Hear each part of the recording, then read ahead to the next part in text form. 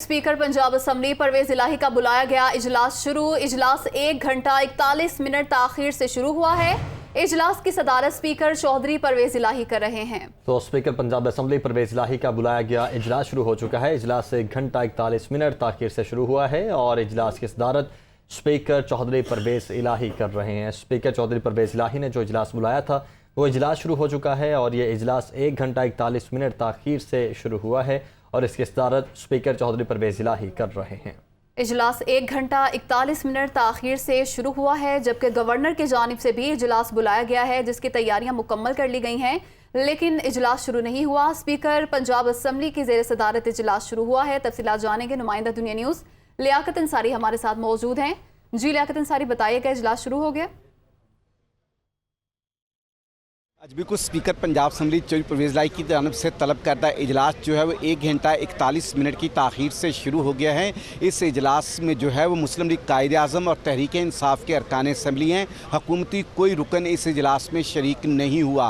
अगर बात की जाए अब तक की कार्रवाई की तो अब तक जो है वो सबसे पहले तिलावत कुरान पाक और नात रसूल मक़बूल सल्लल्लाहु अलैहि वसल्लम के बाद डॉक्टर रिज़वान और मकसूद चपरासी के लिए जो है वो ऐवान में दुआए मग़फ़िरत की गई और उनके दर्जात की बुलंदी के लिए दुआ की गई। उसके बाद जो है वो अताउल्लाह तारड़ सूबाई वज़ीर जो हैं उन्होंने जो एक रोज़ कबल जो है वो पंजाब असम्बली के ऐवान से बाहर जाते हुए जो इशारा किया था, उस इशारे को बुनियाद बनाकर डॉक्टर यास्मीन राशिद ने उनके ख़िलाफ़ तहरीक इस्तेहकाक जमा करवाई थी कि उस इशारे की बुनियाद पर तमाम ऐवान का इस्तेहकाक मजरूह हुआ है, इसलिए उनकी तहरीक इस्तेहकाक को कंसीडर किया जाए, जिसकी तमाम ऐवान ने मुतफ़िक़ा तौर पर मंजूरी देकर ये करारदाद जो तहरीक है ये तहरीक इस्तेहकाक कमेटी के सपुर्द कर दी है, जहाँ पर इसके हवाले से अगली मज़ीद कार्रवाई होगी। पंजाब असम्बली का इजलास इस वक्त जारी है और थोड़ी देर कबल इस इजलास से पहले जो है मुस्लिम लीग कायदे आज़म और तहरीक इंसाफ की पार्लिमानी पार्टी का मुश्तरका इजलास हुआ, जिसमें जो है वो हुकूमत पंजाब के उस ऑर्डीनेंस को मुस्तरद किया गया जिसके तहत जो है वो पंजाब असम्बली की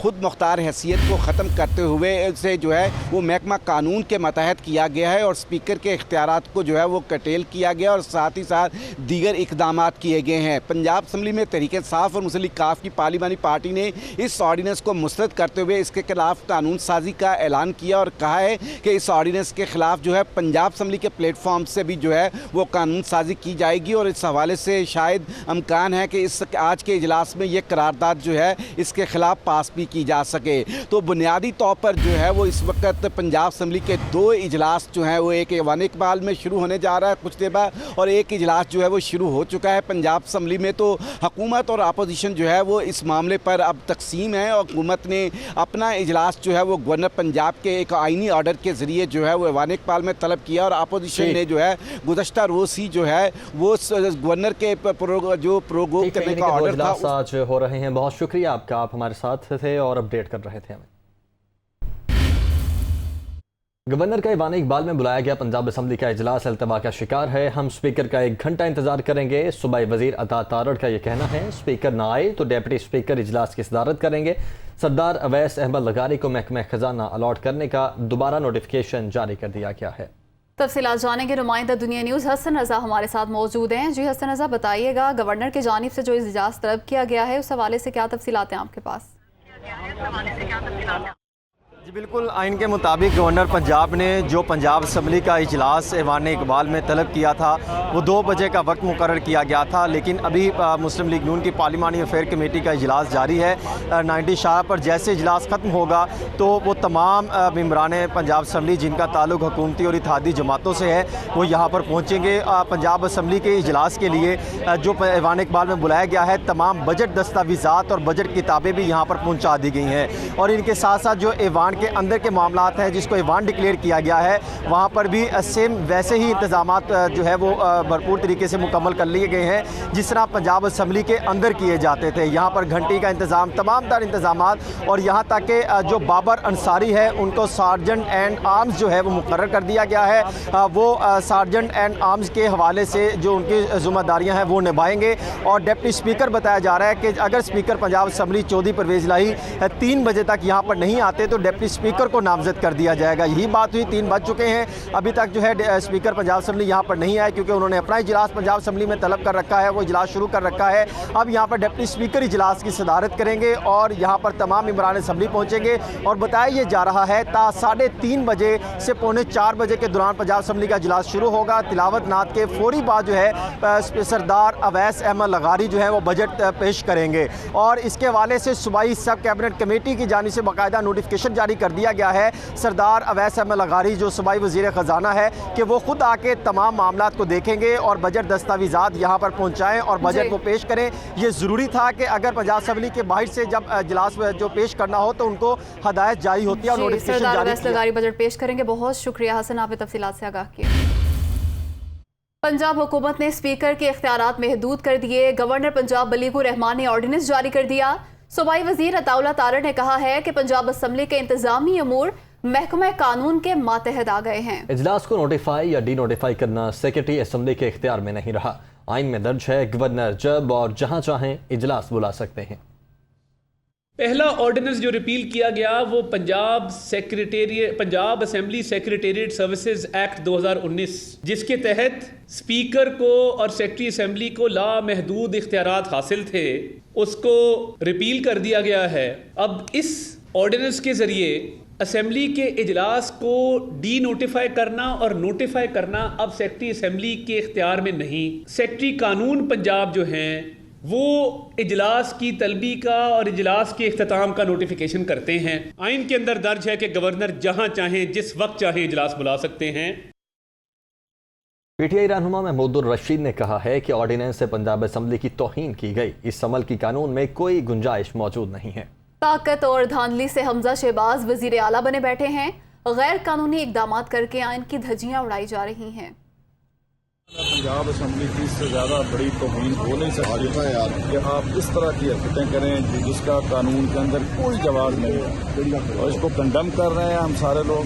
اور یہ تماشا بنایا ہوا ہے انہوں نے, اور طاقت کے بل بوتے پر دھونس اور دھاندلی سے جس طرح حمزہ وزیر اعلیٰ بنا بیٹھا ہے, اسی طرح یہ غیر قانونی اقدامات اور غیر قانونی اقدامات کر کے بالکل ہی انہوں نے قانون کی دھجیاں بکھیری ہیں. اس پر ہم زبردست طریقے سے بھی کرتے ہیں اور احتجاج بھی کرتے ہیں اور کورٹس کے اندر اس کو چیک نکلتا ہے. اسلام آباد میں وفاقی وزیر اطلاعات مریم اورنگزیب پریس کانفرنس کر رہی ہیں. ہاتھوں سے لوٹا جا سکے, نیت صرف لوٹ مار کی تھی. اور یہی چیزیں جب آج آپ دیکھتے ہیں کہ جس وقت فورن فنڈنگ کی آواز آتی ہے کہ عمران خان صاحب نے فورن فنڈنگ کی جو غیر قانونی تھی, منی لانڈرنگ کی جو غیر قانونی تھی, چندے کے پیسے کی منی لانڈرنگ کی جو غیر قانونی تھی, اور وہ تمام اکاؤنٹس جن کو ڈکلیئر نہیں کیا گیا, جن کو اسٹیٹ بینک نے الیکشن کمیشن میں ڈکلیئر کیا گیا ہے, جب اس کی آواز آتی ہے الیکشن کمیشن پہ تو الیکشن کمیشن پہ حملہ کر دو اور ڈسٹریکٹ کرو. ہر وہ خبر جینڈل کو, ان کی کرتوتوں کو, ان کے اعمال کو پاکستان کی عوام کے سامنے بے نقاب کرتی ہے, تو ایک ایسا بیانیہ لے آؤ جس سے ڈسٹریکشن ہو جائے. جب فرح گوگی کی بات کرو جو عمران خان صاحب کی فرنٹ مین تھیں, پرسن تھیں جنہوں نے پنجاب کے اندر دونوں ہاتھوں سے دکان لگائی ہوئی تھی, ان کی بات کرو تو عمران خان صاحب جو ہے وہ تڑپنا شروع ہو جاتے ہیں. اس وقت ڈسٹریکٹ کرو. جس وقت بنی گالا کی کرپشن کی بات کرو جو منی گالا بنا ہوا تھا, جس وقت ایسٹ میکنگ یونٹ کی بات کرو, یہ وہ تمام شخصیات اور چہرے ہیں جو عمران خان صاحب کے فرنٹ پرسنز تھے جنہوں نے ان کے احکامات کو پورا کرتے ہوئے ملک کا, عوام کا پیسہ لوٹا. اور آج آپ دیکھ رہے ہیں کہ جب عدم اعتماد کی پوری کیمپین شروع ہوئی, جو ان کے اپنے لوگ کہہ رہے ہیں, اب جو ترجمان ان کے اپنے ہیں وہ اب کیا کہہ رہے ہیں, ہمیں 6 مہینے پہلے پتا تھا, ہمیں 8 مہینے پہلے پتا تھا, ہمیں 1 سال پہلے پتا تھا, ہمیں 4 دن پہلے پتا تھا. وہ ایک موصوف ہیں, وہ کہتے ہیں کہ ہمیں پتا تھا اس لیے ہم نے معیشت کی بارودی سرنگیں بچھائیں. مطلب ایک طرف کہہ رہے ہیں بیرون ملک سازش ہوئی ہے جس کا سلسلہ 8 مارچ کو اس مراسلے سے شروع ہوا جو امریکن سفیر نے بھیجا. دوسری طرف کہہ رہے ہیں کہ عدم اعتماد کا ہمیں 8 مہینے پہلے پتا تھا. پہلے فیصلہ تو کر لیں کہ آپ کہنا کیا چاہتے ہیں, فیصلہ تو کر لیں کہ آپ بیانیہ جھوٹا بنانا کیا چاہتے ہیں. اگر جھوٹا بیانیہ کم از کم اس کی ترتیب تو سیدھی کر لیں. اور جس وقت 8 مارچ کے بیانیے کی بات ہوتی ہے بیرون ملک سازش، پہلے تو مجھے یہ بتائیں کہ آپ کر کیا رہے تھے کہ بیرون ملک سازش کرے گا آپ کے خلاف؟ آپ تو نعرے لگا رہے تھے کہ اللہ تعالیٰ کا شکر ہے کہ جنہوں نے عدم اعتماد کی جو تحریک ہے وہ ڈال دی ہے، میں اللہ تعالیٰ کا شکر ادا کرتا ہوں، تب تو آپ یہ کہہ رہے تھے۔ اور 8 مارچ کے سفیر کے مراسلے کے بعد آپ نے 15 مارچ کو ڈونلڈ لو کو کیوں بلایا تھا امریکن سفارت خانے؟ جو ویمن ایونٹ تھا ویمنز ڈے کا، اس پہ آپ نے ان کو کی نوٹ سپیکر کیوں بلایا تھا؟ وہ تو سازش کر رہا تھا آپ کے خلاف، آپ کی حکومت کے خلاف۔ پھر آپ نے 8 مارچ سے لے کر 28 مارچ تک کیوں خاموشی رکھی؟ کیوں آپ نے وہ مراسلہ اپنی جیب سے اپنے جلسے میں نکالا؟ کیونکہ آپ کو تو 6 مہینے پہلے پتا تھا کہ آپ کے خلاف سازش ہو رہی ہے، اور آپ نے اس مراسلے کو استعمال کیا۔ اور پھر ایک امپورٹنٹ بات جو آج ڈائریکشن لے کر، گائیڈ لائن لے کر، ٹاکنگ پوائنٹس لے کر ان کے ترجمان اسد عمر صاحب اور شیری مزاری صاحبہ جو ہیں وہ نمودار ہوئی چینلز کے اوپر، تو بات یہ ہے کہ وہ تمام ڈائریکشنز عمران خان صاحب سے لے کر آئی تھیں، وہ ٹاکنگ پوائنٹس اور گائیڈ لائنز لے کر آئے تھے۔ یہ وہ ٹارگٹ کرتے ہیں کہ جب ان کی کرتوتیں سامنے آئیں، جب ان کے کرپشن کے سکینڈل سامنے آئیں، جب فرا گوگی کی کرپشن کے جو اعمال ہیں وہ سامنے آئیں، جس وقت کوئی سکینڈل سامنے آئے، ابھی ریزرو ہو گئی ہے فورن فنڈنگ کی جو فیصلہ ہے وہ سامنے آئے، تو یہ اس قسم کے بیانات دینے لگ جاتے ہیں۔ مجھے یہ بتائیں کہ جو ڈائریکشن لے کر آ رہے ہیں وہ یہ بتائیں کہ جس وقت نیشنل سیکیورٹی کمیٹی کی پہلی میٹنگ ہوئی اس وقت کون وزیر اعظم تھا؟ اس وقت عمران خان صاحب وزیر اعظم تھے۔ وہ نیشنل سیکیورٹی کمیٹی کی میٹنگ کس نے چیئر کی تھی؟ عمران خان صاحب نے چیئر کی تھی، اور وہاں سے ایک جوائنٹ پریس ریلیز نکلی تھی جس کو انڈورس کیا تھا عمران خان صاحب نے کہ کوئی سازش نہیں ہوئی۔ اگر آپ اس سے اختلاف کرتے تھے اور آپ یہ سمجھتے تھے کہ سازش ہوئی ہے، اگر بیرونی ملک سازش کا بیانیہ آپ کا اصل بیانیہ تھا تو آپ نے اس نیشنل سیکیورٹی کمیٹی کی میٹنگ کی پریس ریلیز کو انڈورس کیوں کیا؟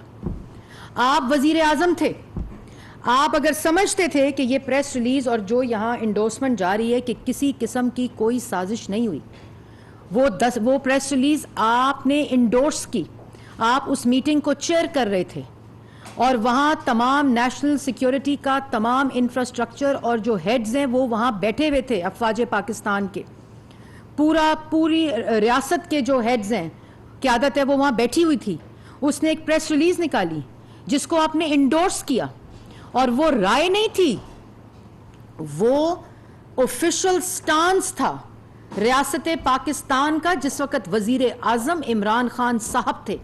اور اس آفیشل پریس ریلیز کے اندر جو گورنمنٹ کا سٹینڈ تھا، جو ریاست کا سٹینڈ، یہ سب سے ہائیسٹ فورم تھا نیشنل سیکیورٹی کمیٹی کا، جس کی پریس ریلیز کو آپ نے انڈورس کیا کہ کوئی سازش نہیں ہوئی۔ اور اگر آپ اس سے اختلاف کرتے تھے، اگر آپ کے پاس کوئی شواہد موجود تھے بیرونی ملک سازش کے، تو آپ پیش کرتے۔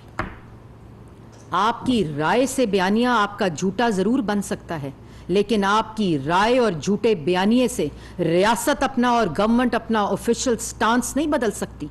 یہ آپ کی ضد اور آپ کا جھوٹا سیاسی بیانیہ جو آپ اداروں کو اٹیک کرا رہے ہیں اپنے ترجمان کو ڈائریکٹ کر کے بھیج کر، کیونکہ آپ کی چوریاں پکڑی جا رہی ہیں، آپ کی ڈکیتیاں پکڑی جا رہی ہیں، آپ نے ملکی مفاد بیچے، کوڑیوں کے دام بیچے، جس کے اوپر بیٹھ کر آپ ڈائریکشن دیتے ہیں کہ جب آپ کا سکینڈل باہر آتا ہے آپ ادارے پہ حملہ کر دیتے ہیں۔ ایک بات، نیشنل سیکیورٹی کمیٹی پہلی میٹنگ اس بات پر آپ نے بلائی، وہ بھی آپ نے 15-20 دن جب عدم اعتماد فیل ہو رہا تھا، آپ کے خلاف کامیاب ہو رہا تھا عدم اعتماد، اور آپ ناکام ہو رہے تھے، آپ کو پتا تھا کہ عدم اعتماد جو ہے وہ کامیابی کی طرف جا رہا ہے، اور پارلیمان نے آپ کے اوپر عدم اعتماد کر دیا ہے۔ آپ نے وہ پرچہ جیب سے نکالا اور آپ نے کہا بیرون ملک سازش ہو رہی ہے۔ اس بیرون ملک سازش کرنے والے کو آپ نے مراسلے کے بعد امریکہ کے سفارت خانے میں بلایا، کی نوٹ سپیکر۔ یہ بیرون ملک سازش کی اصل آپ کی کہانی ہے۔ پھر نیشنل سیکیورٹی کمیٹی کی پریس ریلیز کو انڈورس کیا آپ نے کہ کوئی سازش نہیں ہوئی، جس میں تمام پریمیم ایجنسیز بیٹھی تھیں۔ اگر آپ اس آفیشل سٹانس سے، اس پریس ریلیز سے اگری نہیں کرتے تھے تو پھر آپ کو وہاں شواہد دینے چاہیے تھے۔ آپ کو بتانا چاہیے تھا کہ آپ کے پاس کیا شواہد ہیں. آج آپ جوڈیشل کمیشن کا مطالبہ کر رہے ہیں. آپ نے اس نیشنل سیکیورٹی کمیٹی میں جوڈیشل کمیشن کا مطالبہ کیوں نہیں کیا جس وقت آپ وزیر اعظم تھے؟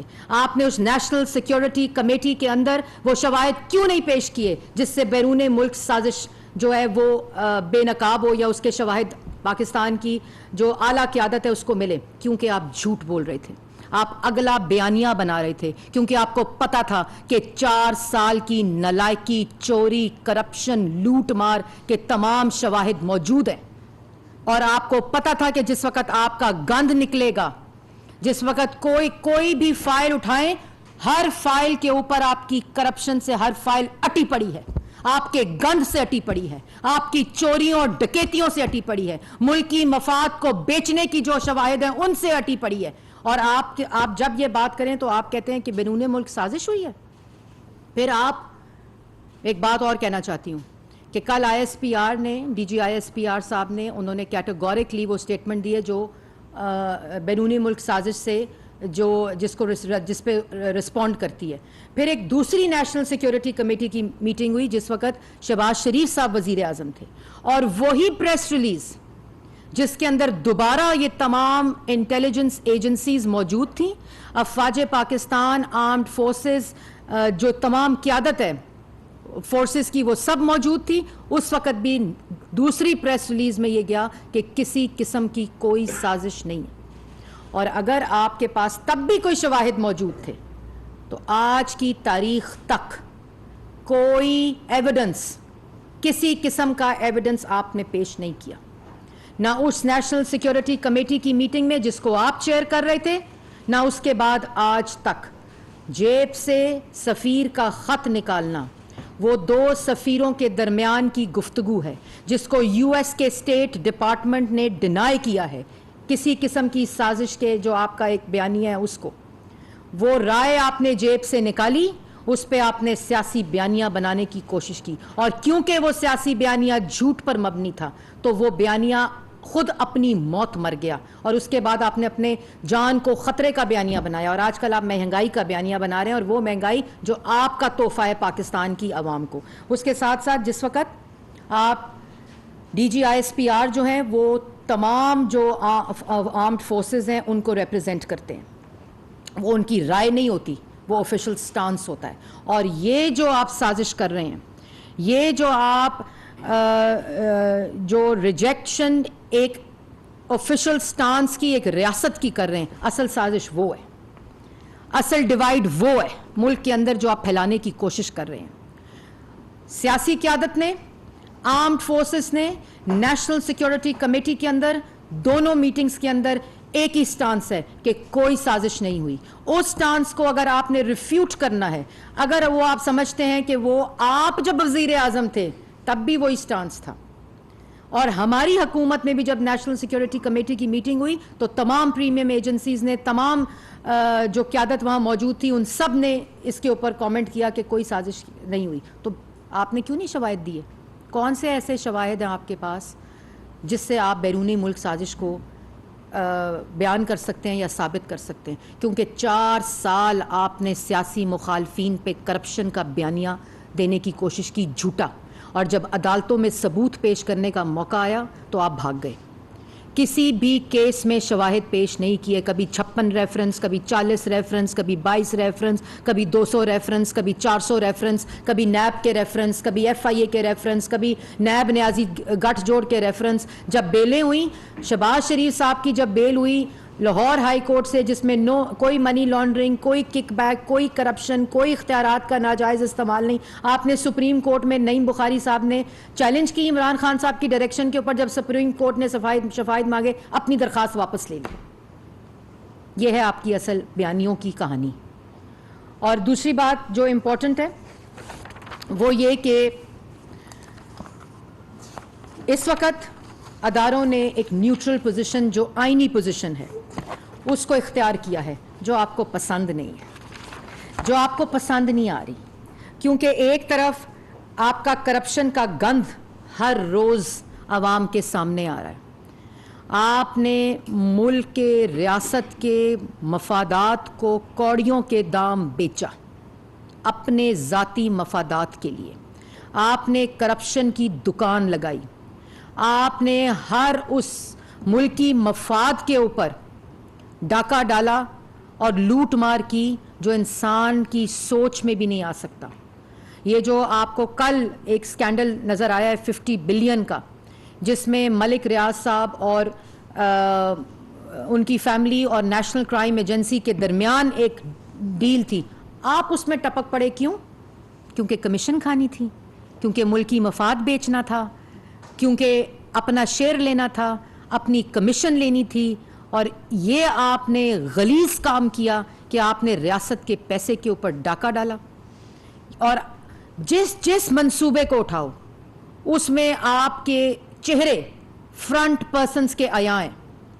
ہر سکینڈل میں آپ کو نام عمران خان کا ملے گا, ان کی اہلیہ کا ملے گا, فرح گوگی کا چہرہ ملے گا, وہ شہزاد اکبر کا چہرہ ملے گا. یہ تمام وہ چہرے ہیں جو آپ نے رکھے ہوئے تھے اس لوٹ مار کے لیے.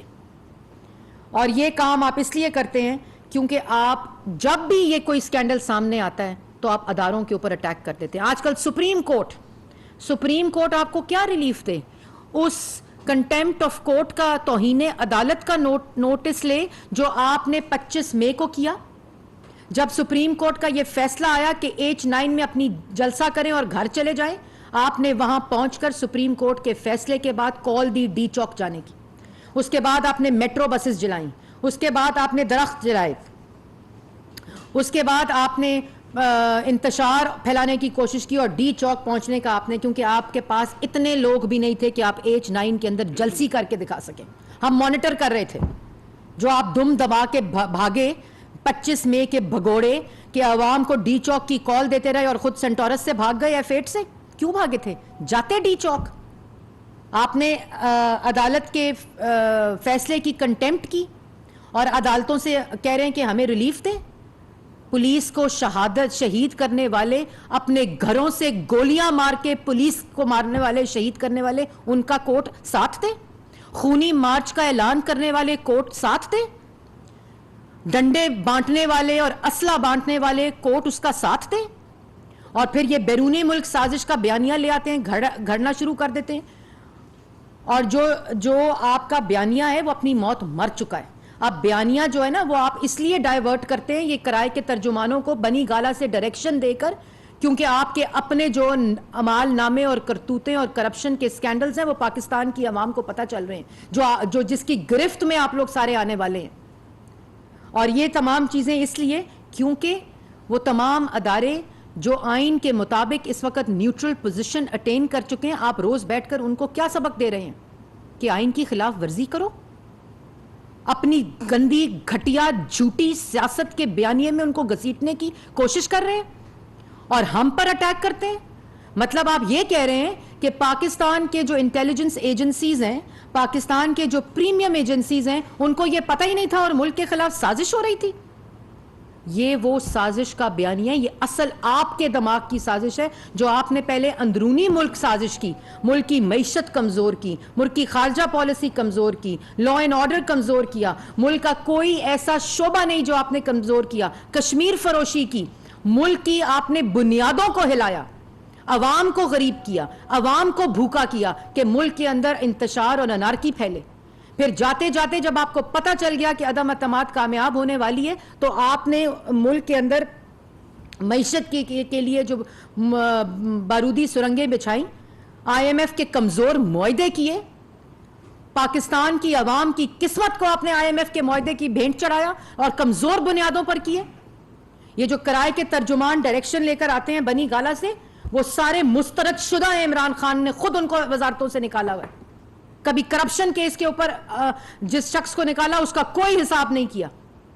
دوائیوں کا سکینڈل, گیس کا سکینڈل, پیٹرولیم کا سکینڈل, آٹے کا سکینڈل, چینی کا سکینڈل, کسی بھی سکینڈل کے اندر آپ نے جو وزیر فارغ کیا اس کا کوئی حساب نہیں, کیونکہ اس کی لوٹ مار کی اسائنمنٹ مکمل ہو کر وہ گھر گئے تھے جو آپ کا مقصد تھا. اور آج جب وہ کہانیاں اور وہ داستانیں نکل رہی ہیں تو ڈائریکشن لے کر آتے ہیں کہ ڈائیورٹ کرو, میڈیا کو ڈائیورٹ کرو, اس قسم کی بات کرو اداروں پہ کہ میڈیا ڈائیورٹ ہو, حکومت پہ اس طرح کی بات کرو کیونکہ حکومت ڈائیورٹ ہونے والی نہیں ہے.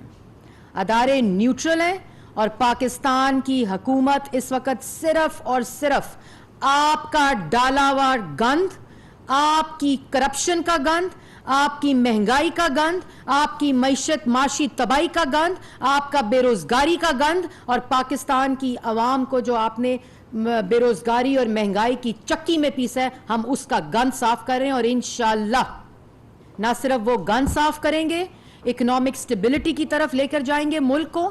یہ مشکل فیصلے ضرور ہیں، ہمیں اس بات کا ہم سمجھتے ہیں، وزیر اعظم یہ سوچ اور فکر رکھتے ہیں کہ عوام آج مشکل میں ہے اور اسی لیے دن رات کام کر رہے ہیں.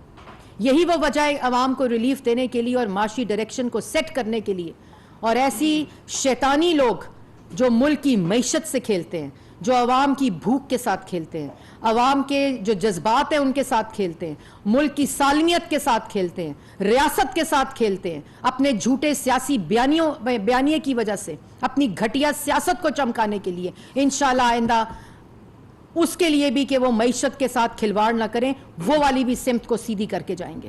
اور ملک کو باعزت طریقے سے روزگار کمانے کے مواقع، جو آپ بجٹ آیا آپ دیکھ رہے ہیں کہ اتنی مشکل حالات اور IMF کی شرائط کے باوجود ایک عوام دوست بجٹ دیا ہے، زراعت دوست بجٹ دیا ہے، انویسٹمنٹ دوست بجٹ دیا ہے، IT دوست بجٹ دیا ہے، جس سے پاکستان کے نوجوان جو ہیں ان کو مواقع مل سکیں، زراعت اور کسانوں کو مواقع مل سکیں، تاکہ زیادہ سے زیادہ انویسٹمنٹ ہو، زیادہ سے زیادہ ٹریڈ ہو، زیادہ سے زیادہ جو نان پروڈکٹیو ایسٹس ہیں وہ پروڈکٹیو ایسٹس اور انویسٹمنٹس کی طرف جائیں. اور یہی وہ طریقہ ہے جس سے پاکستان کی معیشت ٹھیک ہو سکے گی. اس لیے یہ خطرناک کھیل مت کھیلیں، اس سے تباہی کلیکٹیو ہوگی.